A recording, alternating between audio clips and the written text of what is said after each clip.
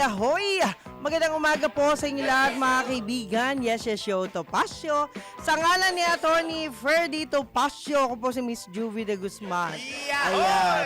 Alam nyo, si Daryl pag nalulungkot, nandadamay. Ganyan talaga yan. Well, anyway, alam nyo mga kaibigan, thankful tayo sa Panginoon. Muli po, magkakasama pa rin po tayo, whether you like it or not. Ayan. Alam nyo naman, no, pag may hearing ang ating partner, wala tayong magagawa. Kaya, samahan nyo po ako sa loob ng isang oras. Ang alam po yan ni Atty. Ferdy Topacio. At ngayon po ay alam nyo na, 11 February 2026. Ayan. Alam nyo, marami hong mga tao talaga na mga gwapo at magaganda. Pansinin, ika nga. Parang Daryl Justin lang yan. Yan, ba? Mga gwapo, pansinin yan. Tama. Pero alam nyo ho, mga kaibigan, kapag kayo pansinin, huwag kayong magsungit, ha? Ibig sabihin, maganda ang dating nyo. Ayan. Ganyan talaga pag gwapo. Kailangan make yourself happy and be thankful kasi marami yung nakakapansin, di ba? Well, anyway, tayo po sa ngalan po na Yes Show Topacio at ng pamunuan ho ng DWIC, nakikiramay po tayo sa pagyao ng dating speaker na si Joe De Venecia. Ayan, Joe De Venecia. Siya po'y kamakailan ay yumao po at ito po'y hindi natin makakalimutan kasi minsan na rin po tayong nakakapunta sa kanyang bahay at sa opisina dahil sila po'y isa sa mga mabubuting tao rin na nakilala po natin. Ayan. At nagkataon po si MJ nagtrabaho din po dyan sa Congress. Ayan. Alam nyo, minsan nakakatawa rin, no?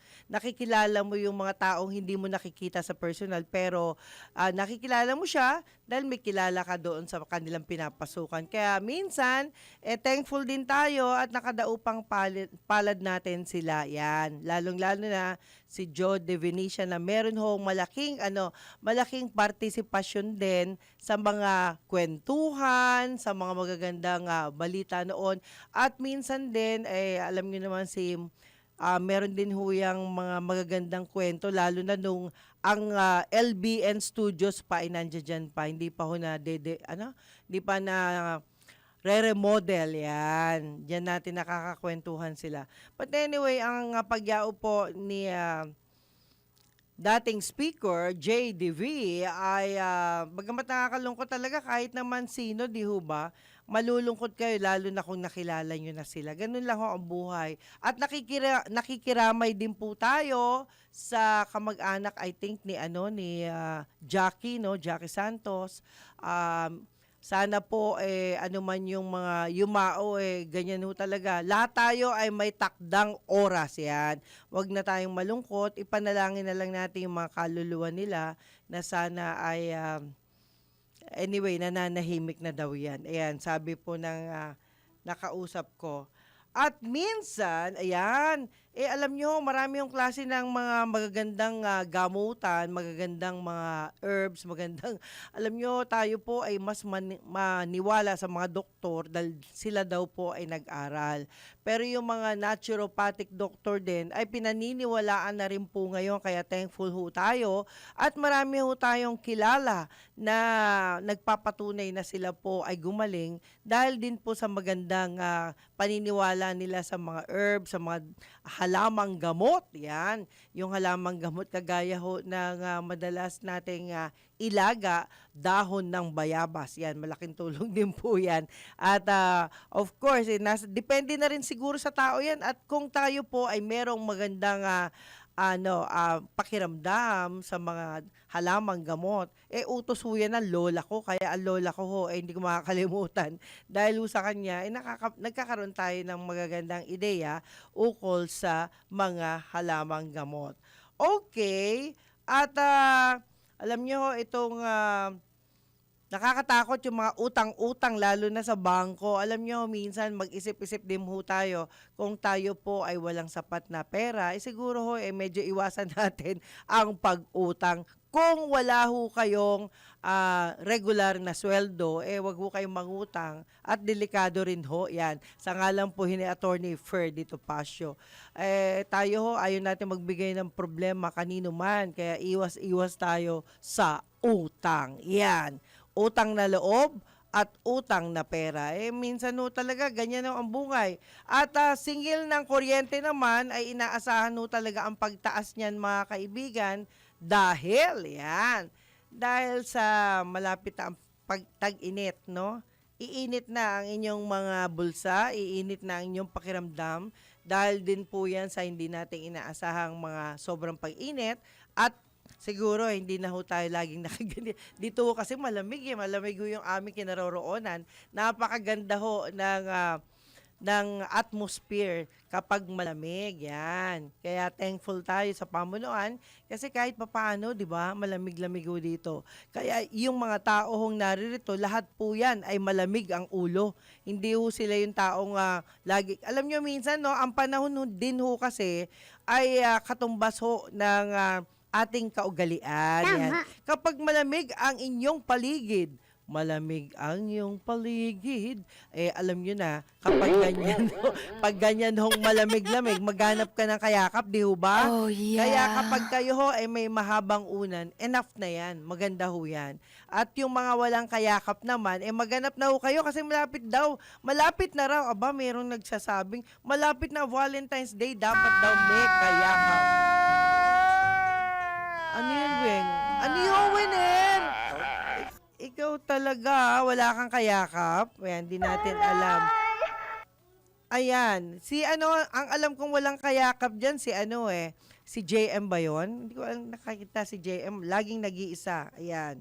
Okay, at dahil nga po, wala kayong kayakap, okay yun, mas matipid yun pag wala kayong kayakap. Tama. Kagaya namin, kami matipid na matipid dahil hindi yung masyadong magastos, kundi pamasahe lang, okay na, di ba? Panggasolina na konti, okay pa rin. Sure At ka? syempre naman, hindi naman ako gaya ng iba dyan, no, na nag-invento ng kwento. Ikaw, sure na sure ako dyan. Okay, at dahil eto nga ang sabi, no, control your expenses better than competition. This is where you can always find the competitive advantage. Sabi yun ni Sam Walton, American business magnate. Ayan. Kaya ho ngayon tayo, mag-ipon na ho tayo at malapit-lapit na naman ang mga gastusan, di ho ba? Tuwing katapusan na lang, lagi ho tayong nagkakaroon ng problema sa mga bayarin. Yung anak ko ayaw na magbayad. Sabi nga ho, Mami, laging ako na lang ba? Ayan. Hayaan mo na, talagang ganyan talaga. Pag kailangan ho natin ng tulong, alam nyo, marami ho tayong paraan. Sabi nga, ngayon, paano ang paraan? Kapag ang anak ay nakakaluwag, yan, kamag-anak, etc. Kaya salamat ho dun sa uncle ko, sa kapatid ko na nakakatulong din. Salamat ho sa inyo dahil medyo mabigat, no, ang mga alalahanin, no, ang mga bayarin. Ang bayarin po ay swerte-swerte lang. Ayan. Okay, at samantala, eto na, tiyakin ho natin, naintindihan ho natin ang mga balitang ito. Magpapatupad ang Meralco 1 sentimong kada kilowatt per hour na Uniform National Lifeline subsidy rate sa March billing. Oh, wow, maganda yan. Ito yung matapos aprobahan ng Energy Regulatory Commission ang 100% diskwento sa ilalim ng bagong Uniform Lifeline Consumption Threshold. Sa ilalim ng bagong uniform subsidy, makatatanggap ng 100% discount ang mga low-income electricity consumers na kumukonsumo ng 50 kilowatt per hour o mas mababa pa. At syempre, tiniyak naman ng Meralco ang patuloy na pag-iral ng lifeline discount para sa mga konsumong lampas sa national threshold. Alam nyo, hindi ko alam, paano ho kaya tayo makakatipid ng kuryente? Eto si Winner mukhang walang problema sa kuryente. Lagi siyang relax. Yan. Oh, Hindi ho siya namang problema sa kanyang bayarin. Yan. Alam nyo ho minsan, no, kung kaya rin lang na magbukas kayo ng bintana, why not open your windows para ho naman medyo relax kayo. Alam nyo sa probinsya, napakaganda ho ng hangin, napakalamig at syempre kahit tag-init ho, ay meron pa rin hangin na pumapasok sa mga bahay-bahay. Pero sabi nga, para ma-relax tayo, iwasan ang sobrang stress. Hindi ko lang alam kung saan. Ay, Wenner, ang pangit ng kiss mo. Ang kiss mo, pansip-sip. Yan. Ganun na. Dapat kailangan ismak lang, no? Kasi, Wenner, minsan, pag Valentine's Day na ganito, at ganyan ang klase ng pag-kiss mo sa partner mo, ay baka magkaroon ng kakaibang response sa'yo. Ayan. O, di ba? Ganyan ang response.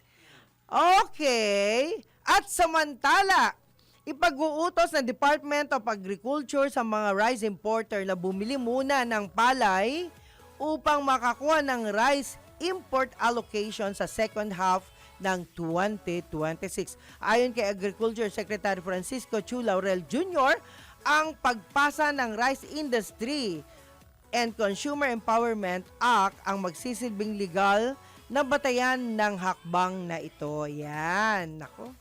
Alam nyo mas maganda kung umiwas na kayo sa sobrang pagkain ng kanin. Yan. Bakit? Ayon dun sa mga eksperto, ang sobrang pagkain daw ng kanin ay maaaring magdulot daw ng diabetes. Ayan sabi lang nila yan. Pero, syempre, kapag masarap ang ulam, hindi natin maiwasan ang masarap na maraming kanin. Ayan. Ay, tama ka! Oo, ayun nga. At umaasa si Secretary Laurel na maipatupad nasa ikalawang kalahati ng taon ang isang bersyon ng plano at magkaroon ng ganap na matibay na sistema bago matapos ang 2026. Oh, yeah. Parang kailan lang, Winner, no? Katatapos lang ng 2025, patapos na rin pala, malapit-lapit na ang 2026. Oo naman! Kaya naman pala marami ang nangangarag, no, na magpakilala para sa susunod na eleksyon. Marami Mas na. masarap pala talaga yung mga bakla. Ay, ikaw bastos ka talaga, ha? Naisip mo yung mga bakla, nananahimik sila? Ano ka ba? Okay. Sabi nga po, bagamat hindi pa na pagpapasyahan ang eksaktong ratio ng bibiling palay, kaugnay na dami ng iaangkat na bigas, sinabi ng kalihim na bumuo na sila ng isang technical working group na binubuo ng mga kinatawan mula sa pamahalaan at sektor ng industriya upang makabuo ng mga polisiyang nakabatay sa datos. Kaya mga kaibigan, ito, intindihin natin itong magagandang issue na to, makakatulong ito sa atin. Ewan ko to si Winner, pag bakla, tuwan-tuwa. Bakit kaya? Ikaw, Winner, ha? Napaghahalata na kita, ha? Lagi mo nababanggit ang mga bagay na hindi mo dapat banggitin. Mas matalino ang mga bakla, kala mo ba? Dami kong kilalang bakla, matatalino talaga. Okay, Papa Winner, ikaw talaga kahit kailan, alam nyo ho, mga kaibigan, ano man ho ang sarian ng tao, importante ho, meron tayong magagandang issue ukol sa kanila. Okay, at of course, tanggap muna tayo ng flash report. Ayan, flash report muna tayo. Patrol 24, June Samson. Rolls Royce ng mga Diskaya tuluyan ng nabenta. DWIZ Flash Report. Naisubas na nga matapos ang tatlong bidding, yung Rolls-Royce Cullinan ng mag-asawang Diskaya. Nabili ito ng nag-iisang bidder na sumipot sa auction ngayong araw na Igorot Stone Kingdom Incorporated sa presyong 29.26 million pesos mula sa alok o yung floor price na 29.25 million pesos. Wala namang bid na natanggap sa unang anim na Diskaya cars, kabilang yung Lincoln Navigator na 8.6 million pesos at yung Cadillac Escalade na 8.27 million pesos. Maging yung Bentley Bentayga na pangatlong bidding na rin at ibinabana sa mahigit 11 million pesos na lamang ay wala pa ring nagbibid. Tatlo ang nagparehistro sa bidding pero isang grupo lamang ang dumating para lumahok sa Hindi rin nagpakita ng interes ang bukod tanging bidder sa dalawang Bugatti Chiron na kasamang isinubasta ngayong araw. Patrol 24, June Samson. Para sa impilang may todong lakas, DWIZ, nagbabalita ng tama, naglilingkod ng tama. Kapag may bagong balita, naka-on air, agad-agad, DWIZ Patrol Report.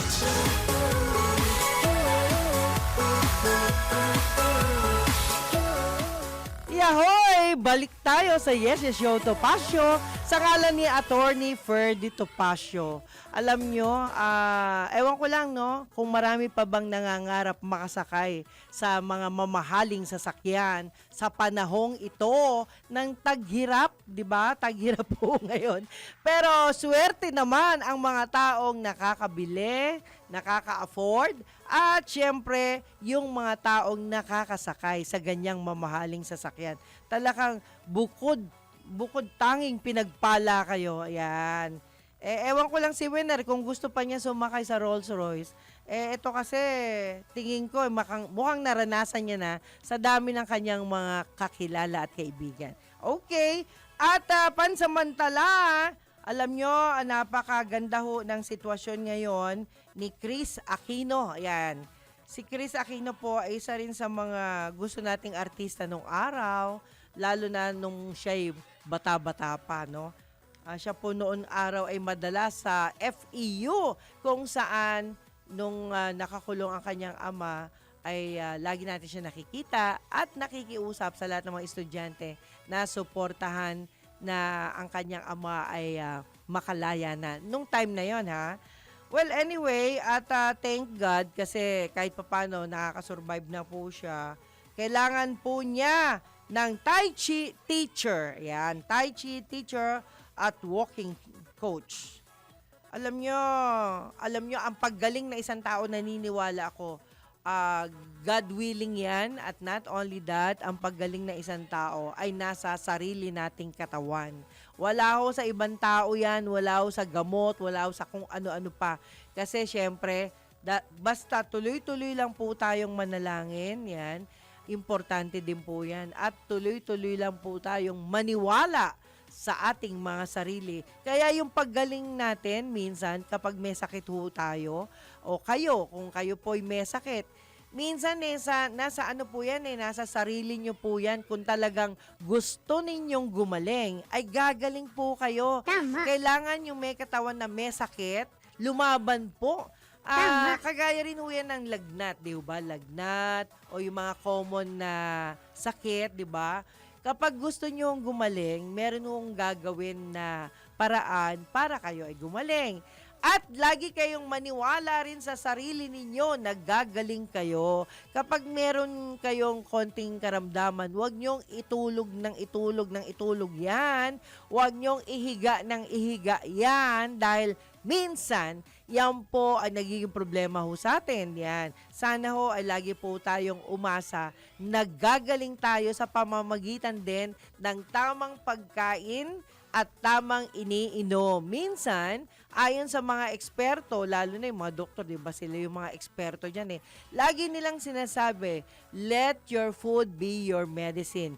Kung ano daw yung kainin natin, ay yan ang magiging gamot natin sa ating sakit o karamdaman, o kaya naman po yan ang nagiging gamot natin o pampalakas ng ating katawan. Tandaan po natin yan.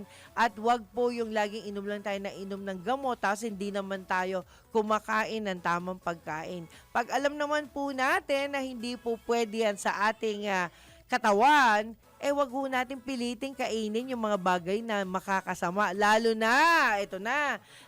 na yung mahihilig sa matamis. Yan. Yung sobrang labis na pagkain ng matamis ay hindi rin po mabuti yan. Kaya mga kaibigan, hanggat kaya po nating tiisin yung mga bagay na nakakapagbigay sa atin ng sakit, ay magtiis po tayo. Kadalasan yung iba dyan, mahilig dun sa mga nakadapa. Alam nyo ba yun? Yung mga nakadapa sa mesa. yung pong mga nakadapa sa mesa, tunay ngang napakasarap. At tunay na yan po ay laging meron sa hapagkainan, lalong-lalo na sa mga nagse-celebrate ng kanilang kaarawan. Yan, marami yung ganyan. At marami yung event na napuntahan ako na lagi pong nakadapa yung handa nila doon sa lamesa. Nako, ewan ko lang, winner, kumakain ka pa ba ng nakadapa? Kumakain ka pa? Ay, hindi na. O yan. Kasi alam nyo ho, medyo mahirap din ho na maraming mantika ang inyong makain sa katawan. Delikado po yan. Ayan. Yung mga nakadapa po, ano ho yan? Mahal ho yan, di ba? Mahal yan, di ba? Oo. Kaya pag mahal, wag nyo na masyadong kainin. Kainin nyo na lang yung mga seafoods, mga vegetables, di ba? Importante yan. Kaya Kuya One, ayan, sa birthday mo, wag ka nang kumain ng nakadapa dahil delikado yan sa katawan. Ay, inunahan ko na kayo, Kuya, kasi alam nyo, mahirap din eh. Oo, di ba? Kaya, paalala ko lang, baka maisipan yung maglagay na naman na nakadapa dyan. At least mababawasan yung gastusin mo. Kaya iba namang nakadapa yung winner. Grabe ka, ha? Iba yan. Okay. At sabi, ayan, yung mga byudo. Okay, mga byudo. Ako, alam ko, marami rin ho talaga ang manloloko na mga love scammers yan. Yung mga nakikipag-love sa mga ere o sa mga internet, nako, mag-ingat-ingat po kayo lalo na yung mga elder, no? Mga kababayan, mga elder po, ingat-ingat po kayo. Huwag kayong basa-basa naniniwala sa mga text scam, sa mga love scammer, o kaya naman doon sa mga hindi nyo naman talaga kilala, di ba? Sa internet po, napakarami pong mga peking litrato ang inilalagay na hindi nila tunay na account. Yan. Kaya thank you rin sa Meta. Thank you dahil ho sa inyo ay nako-correct yung mga mali, di ba? Yung mga tama ay siyang minsan ay nangunguna, no? Nangunguna yan. Kaya wag tayong magpadagdag ng problema, no? At saka yung mga nakikipagkita sa mga taong hindi nyo kilala, wag nyo gagawin yan. Kadalasan, well, actually, sa ibang bansa nagaganap po yung holdapan, yung pagde-date na hindi naman magkakilala, yung maraming sinungaling, yan. Yung mga sinungaling po, kadalasan, pasensya na kayo guys, kadalasan lalaki po ang mga sinungaling na gumagawa ng mga love scam. Kaya ingat-ingat po tayo. Hindi po yung mga babae, bihira po yan kasi ang mga babae po, parang Pilipino talaga dito din sa Pilipinas na naghihintay lang po yan ligawan. Hindi po sila yung nag-uumpisa, hindi lahat. Okay, time check muna tayo mga kaibigan. Sa ngalan po yan ni Attorney Ferdy Topacio. Ang oras po, alas 11:25 ng umaga. Yes, yo! Topacio! Magandang umaga Pilipinas, narito na ang tamang balita sa mga oras na ito. Pangulong Marcos, umaasang bibilis ang pagtatayo ng mga silid-aralan sa pagsasanib puwersa ng DepEd at mga LGU. Ang detalye ng balitang yan ihahatid ni Patrol 13 Gilbert Perdes. Inamin mismo ni Pangulong Ferdinand Marcos Jr. na kailangan baguhin ang sistema para mapabilis ang pagtatayo ng mga silid-aralan sa bansa. Itong sinabi ng Pangulo matapos saksihan ang paglagda ng kasunduan sa pagitan ng DepEd at mga probinsya para sa pagtatayo ng mga classroom sa buong bansa. Ayon kay Pangulong Marcos, nakamamanghang isipin na umabot na sa 140,000 ang kakulangan sa mga silid-aralan hanggang noong December 2025. Ayon sa Pangulo, dahil anya sa shortage, nagkaroon ng ilang shift ng pasok ang mga estudyante habang may ibang mga nagkaklase sa mga basketball court at maging sa ilalim ng mga puno. Kaya naman giit ng Pangulo, kailangan matugunan ang problema sa lalong madaling panahon. Patrol 13 Gilbert Perdes para sa Himpilang May Tolong Las, DWIZ. Nagbabalita ng tama, naglilingkod ng tama. DWIZ News Catch Up. News Catch Up. At yan ang tamang balita sa mga oras na ito. Mag-follow at subscribe sa lahat ng DWIZ News digital accounts, Facebook, Instagram, YouTube, TikTok, X, DWIZ News App at DWIZ News website. Ako po si Daniela de Guzman, nagbabalita ng tama. Yahoy! Yes, show Topacio sa ngalan ni Attorney Ferdy Topacio. Kung po si Miss Juvie de Guzman. Salamat, Winner. Oh, yeah. Kaya gustong-gusto ko si Winner eh. Okay, at syempre mga kaibigan, na oras po alas 11:31 ng umaga.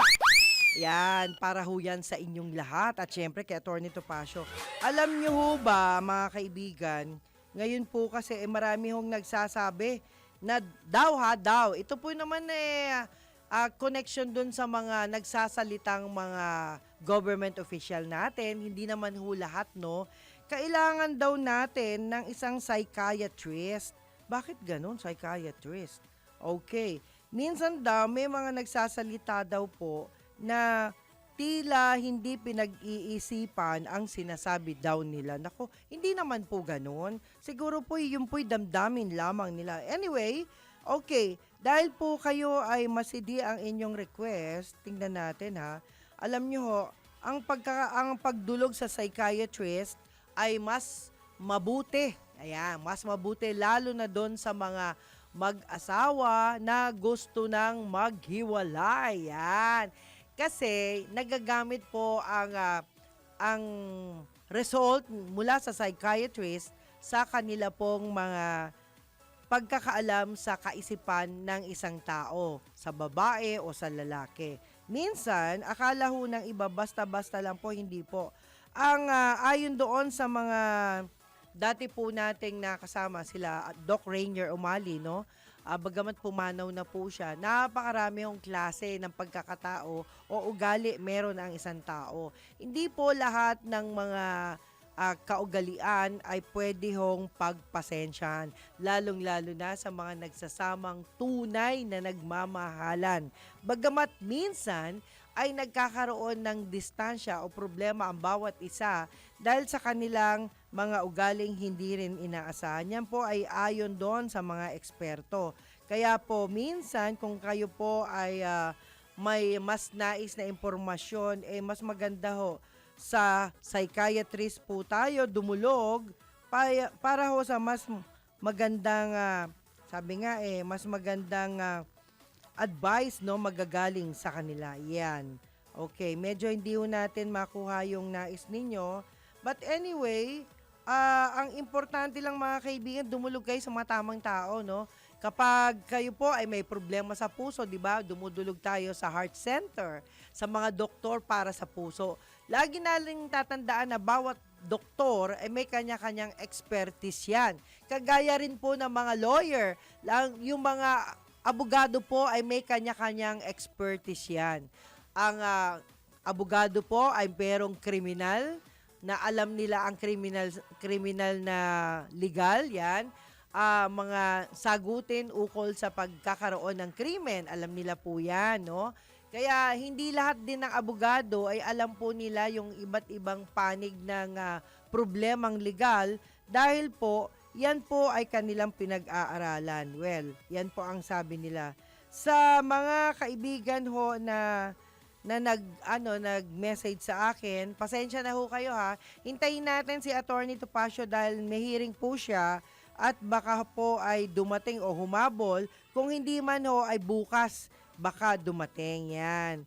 Okay? So, pansamantala lang po yan. At of course, dito naman no sa mga, ayan, talagang hindi naiwasan yung mga nambubuli, yan. Alam nyo, the more na nabubuli ka, the more na magpasalamat ka. Kasi ang mga tao, kapag binubuli ho, ibig sabihin napapansin ho ang inyong galing. Yan.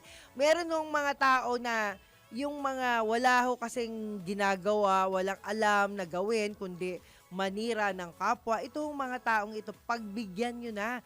Kasi kung sila po ay walang kasamang matino sa bahay, Ganyan ho kasi ang ginagawa ng iba dyan. Kaya yung mga estudyante na nag-aaway-away, nako, wag niyong papatulan ang pambubuli sa inyo. Kung yung mga matatanda nga nabubuli, how much more kayo na nag-aaral pa. Kaya yung mga bata na nagko-comment sa akin na dapat, ano bang dapat namin gawin sa mga taong nambubuli. Ngayon, kung kayo po ay sa eskwelahan binuli, right there and then, isumbong po ninyo agad sa inyong principal, sa inyong guidance counselor, sa inyong mga teacher. Yan.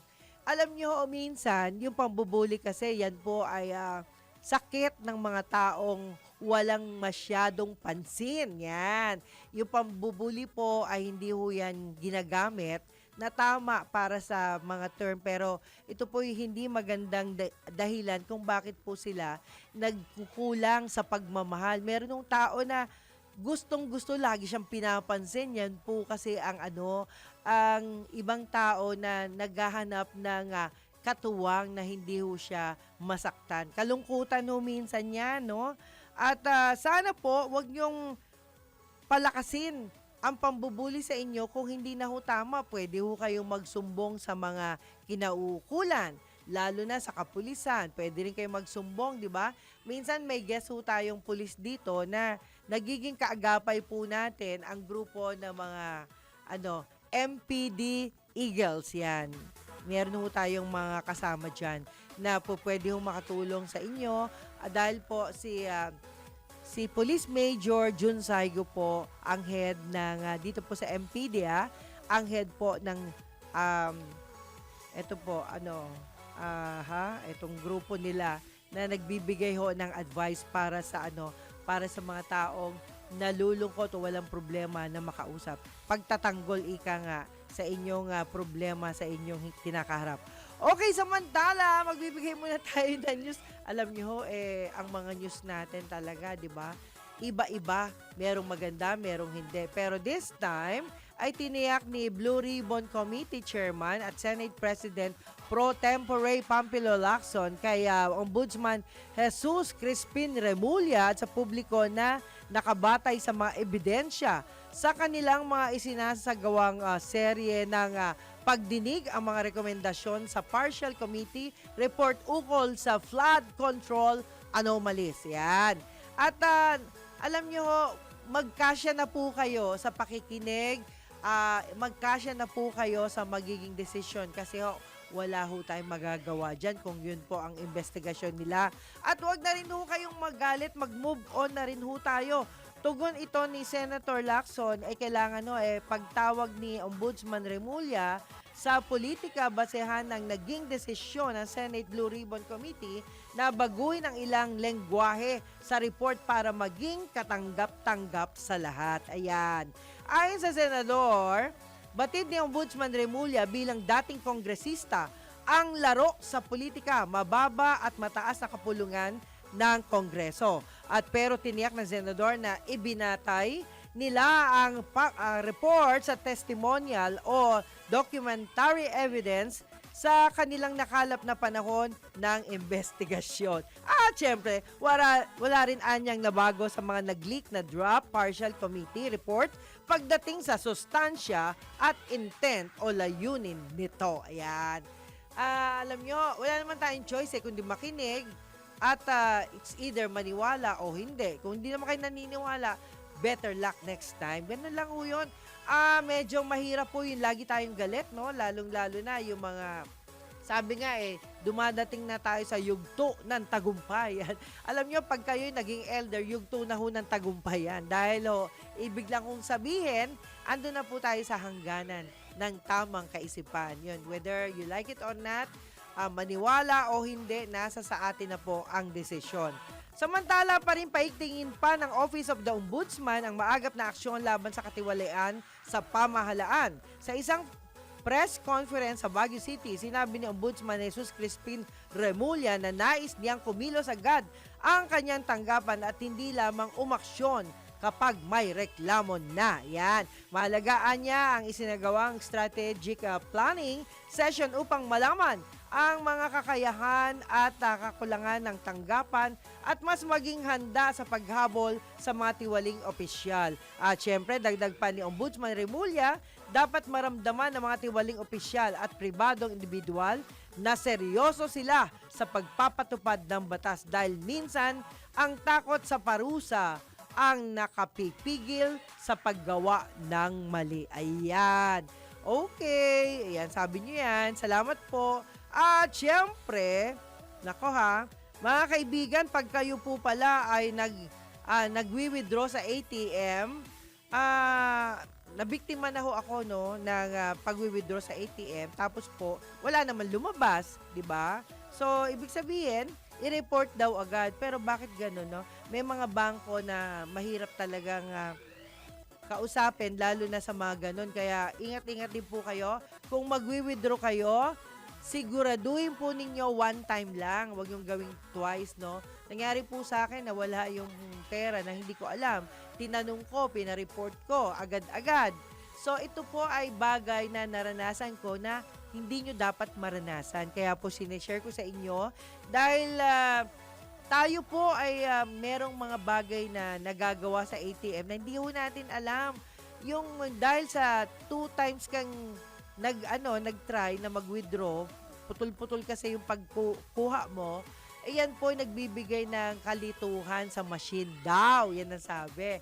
Pero, ang totoo niyan, inabot ho ako ng almost 2 weeks no, sa pagpabalik-balik doon sa bangko.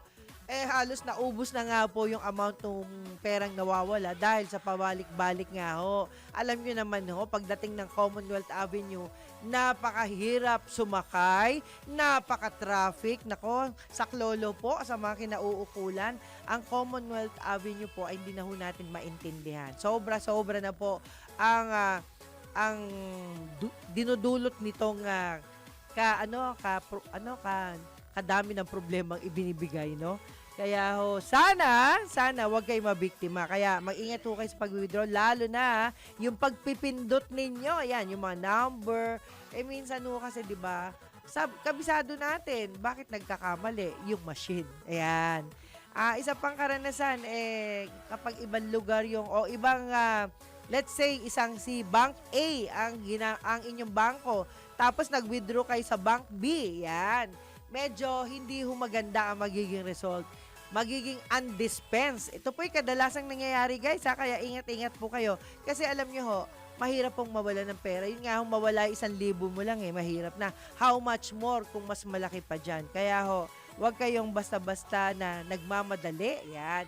At lagi nyo titingnan sino ang mga tao sa likod ninyo dahil maraming tirador pa rin ho ngayon. Mas dumami ho sa lugar namin sa Quezon City, mas marami yung tirador, mas marami hold-upper, marami yung snatcher, marami yung manloloko, at marami pong mga hindi nagbabayad sa jeepney. Ayan, marami ho Kaya ingat-ingat. Ngayon, ako ho, kilala ko na po yung 3 hold-upper sa jeep. Kilala ko po. But kahit kilala ko, kung lahat tayo ay hindi aware sa mga ganyan, ay ingat-ingat po tayo dahil karamihan ho dyan ay nagsasamantala dahil alam nilang wala kang matatakbuhan. Alam nyo naman ang gitna ng Commonwealth may harang na. Halimbawa ho, nabiktima kayo sa gawing kanan, gusto nyo pumunta sa pulis, sa gawing kaliwa, hindi ho kayo basta-basta makakapunta dyan. Kasi nga po, sarado na siya. At kung kailangan ninyo ng tulong, mas maganda ho, tawag ho kayo sa 911. Yan. Sa 911 po, tiyak ko matutulungan tayo. Yan po ang pinakamabilis na number na pwedeng tawagan sino man po ang may mga nangangailangan. Okay mga kaibigan, time check muna tayo sa huling sandali. Ngayon po ang oras po sa ngalan ni Attorney Ferdy Topacio, alas 11:44 ng umaga. Yes, yo! Topacio! Magandang umaga po sa inyo lahat mga kaibigan. Muli, sa ngalan po ni Attorney Ferdy Topacio, ang oras po alas 11:47 ng umaga. At syempre, mga kaibigan ayan, problema po ba ninyo ang isip nyo? Ayan, may nagpapatanong, ang isip po ba ay problema natin? Well, actually, kanina ho, nabanggit ko nga po na ang psychiatrist ay may maitutulong sa inyong problemang kaisipan. Okay. Alam nyo po ba, yan, isa ho kasi sa mga kakilala ko ang na-ospital dahil sa sobrang depression. Okay, para ho sa kaalaman ng lahat, ang psychiatrist po ay doktor sa kalusugan ng isip. Yan, lagi ho nating tandaan, ang doktor sa kalusugan ng isip ay makakatulong sa mga tulad ho nito para ho dun sa mga kaibigan natin. Tulungan po natin sila kung sila po ay may problema sa kanilang kaisipan. Minsan ho, sa sobrang pag-iisip, yan. Isa ho yan sa mga bagay na ating pong pinoproblema. Okay, paggamot ng mga karamdaman sa kalusugan ng isip tulad ho ng depression, yan ho ay problema talaga, no? Sobra-sobra ang kaiisip po natin. Yung sobra ho nga, alibawa, yung tao na kasama natin, sobra ho ang depression na ibinibigay natin. Medyo lumayo muna kayo at mag-isip-isip ng mga bagay na makatutulong sa inyong pag-iisip. Yan, anxiety o schizophrenia, no? Pagpapaliwanag ho kasi ng mga problemang emosyon ay tulong ho ito na maganda sa mga problema sa emosyon tulad ng pagkabalisa o pagkagalit at pagkaintindi, paggawa ho ng plano sa paggamot, paglikha ng mga plano sa paggamot na nakatuon sa mga pangangailangan ng pasyente. Kaya ho tayo, mag-ingat-ingat po tayo sa ating mga pananalita dahil minsan, hindi ho natin alam na kaya ho pala yung tao ay nagsasalita ng malayo sa katotohanan o malayo sa inyong usapan ay dahil po siya po ay inaatake ng depresyon. Kaya ingat-ingat ho tayo, hindi lahat ng tao kala nyo okay lang. Pag sila po ay may depresyon, wag po tayong makisabay sa kanilang problema. Yan ho ang dapat nating isipin at lahat po tayo ay nagnanais makatulong. Kaya kung gusto nyo makatulong sa inyong kaibigan, huwag nyo po siyang gagalitin. Yan. Huwag nyo po siyang bibigyan ng additional problem. Dahil minsan, yung sobra ding pagbibiro na masakit. Yung birong okay lang, walang problema. Pero minsan, may mga tao na nagbibiro ho, tapos nakakasakit. Minsan, napaka-pintasera, yung mga ganyan. Minsan, may mga taong mahilig mamintas, pero hindi po nila alam, no? Kaya ho dun sa yung kapipintas ho ng kapwa. Kita nyo ha, ang laking bagay ho ni Doc Jim Sanchez. Dahil yung mga taong napipintasan na halimbawa may hiwa ka sa bibig, may hiwa ka sa kung saan, may bukol ka. Mantakin ho ninyo, nagiging bago ang kanyang paniniwala sa sarili niya kasi gumanda siya, di ba? Noong naging gwapo siya. Nung araw na siya po'y may problema na hindi pa siya na-ooperahan ni Doc Jim Sanchez, mantakin ho natin, di ba? Katakot-takot na pamimintas ang inaabot niya sa eskwelahan, ang inaabot niya mismo pa sa bahay nila. Pinipintasan siya ng sarili niyang mga kapatid. Kaya ho yung mga ganitong klase ng depresyon ay wag nating ibibigay sa kapwa natin. Yan.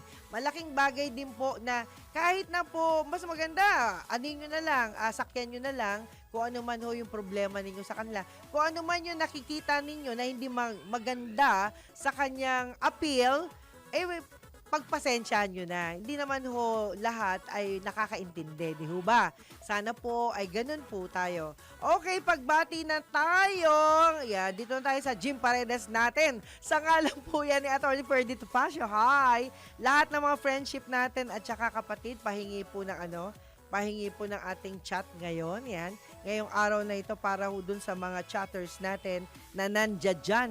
Live na live, okay? Okay, antabayanan ho natin yan. Yan. Yung mga kaibigan ko na maagang bumati, yan, si Attorney Jess Paredes, maraming salamat po. Pasensya na, hindi na ako nakalapit sa'yo kasi talagang kulang na kulang yung oras natin. Alam nyo ho, kahit to motorsiklo, natatraffic din po. Kaya lahat ng mga natatraffic, alam ho natin kung gaano sila ka-stress, no? Kahit yung mga magagara ang sasakyan, alam nyo ho ba, siguro magpasensyahan na lang, di ba? kahit hindi ho kayo sumisingit pero nakasingit kayo. Yung mga ganyan, ingatan ho natin pagsasalita natin, kadalasan po ay madali hong magalit, lalo na yung mga tunay na may-ari ng sasakyan. Pero kung mga driver lang po, medyo may ano pa ho yan may pagtitiis, di ba? Yung mga driver, medyo kalma lang sila, yan.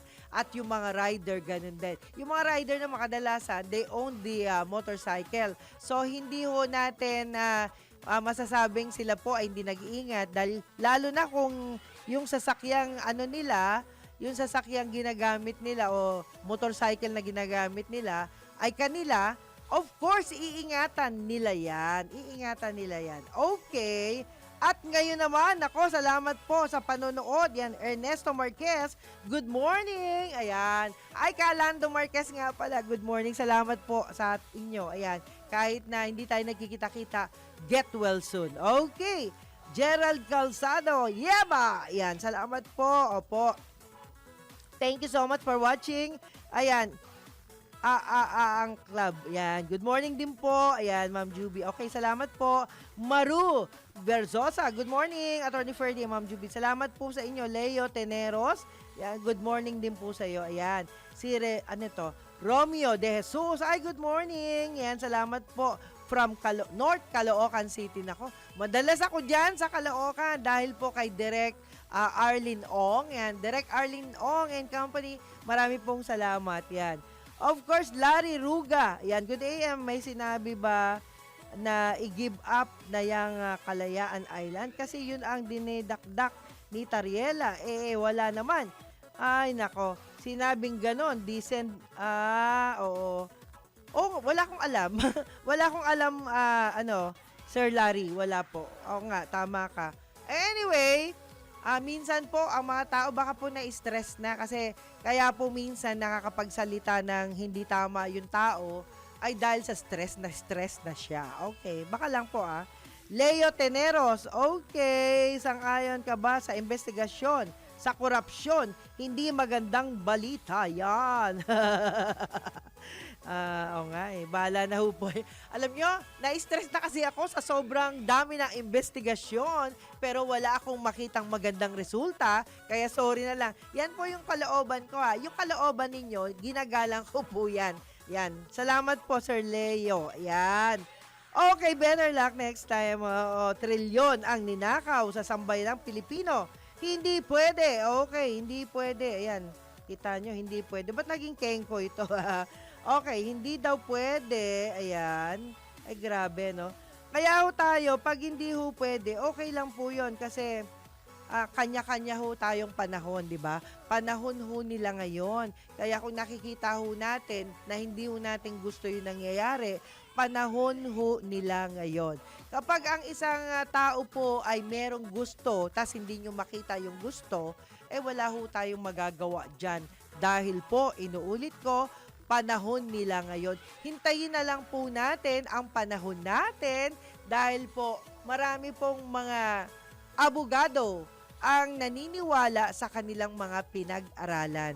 Marami pong abogado ang naniniwala sa kanilang mga naiintindihan sa batas. Kaya po, doon tayo sa mga naniniwala sa batas. Hindi ko kasi maganda na mas marunong pa ho tayo sa tunay na nangyayari. Yan. Mas marunong pa ho tayo doon sa mga taong nakapag-aral. Hindi ho tayo pwede. Ako hindi nyo ba napapansin kapag nandito si Attorney Topacio? Laylo ako. Minsan alam ko yung sinasabi niya, pero minsan hindi. At sinasabi ko po, kapag hindi ko alam, hindi po ako pwedeng magmarunong.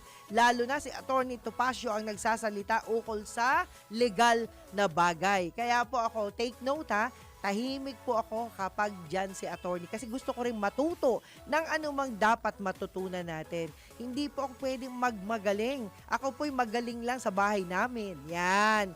Magaling lang ako sa mga programang may sarili akong say, di ba? Ganun lang ho yun. Kaya mga kaibigan, huwag kayong mainip kasi ganyan ho ako Hindi po ako mayabang, kundi marunong lang po akong makinig We should be a good listener Oh, anytime. yeah. Lalong-lalo na kapag mga taong may kalidad ang pinakikinggan natin. Yung mga hindi ho natin pinapanood, hindi ho natin pinapakinggan, gusto rin ho natin, kaya lang pag tayo'y nasa kalsada na, ay wala na ho tayong panood-manood. But this time, antabayanan ho natin ang magandang programa. Walang iba kundi ang Senyor Balita. Walang iba, kasama dito si Senyor Ray Pacheco. At syempre muli ho mga kaibigan, wag ho tayong manawa na laging manalangin. Ipagpasalamat po natin ang araw na ito na sa Tuwi-Tuwi na ay nagkakasama tayo. Maraming salamat po and I love you all guys. Sa ngalan po yan ni Attorney Ferdy Topacio. Salamat din sa ating mga technical side, Wenner and Company, sa produksyon, salamat po sa director natin, salamat po sa inyong lahat. Sa newsroom, salamat po sa tulong nyo, kay Boss Drew Sancistino at saka kay Dan. Sa inyo pong lahat mga kaibigan, pinagpapasalamat ko kayo at ingat po tayong lahat sa pag-uwi. Bye! And this time, ang oras po, alas 11:59 ng umaga. Yeba! Yes, yes, yo!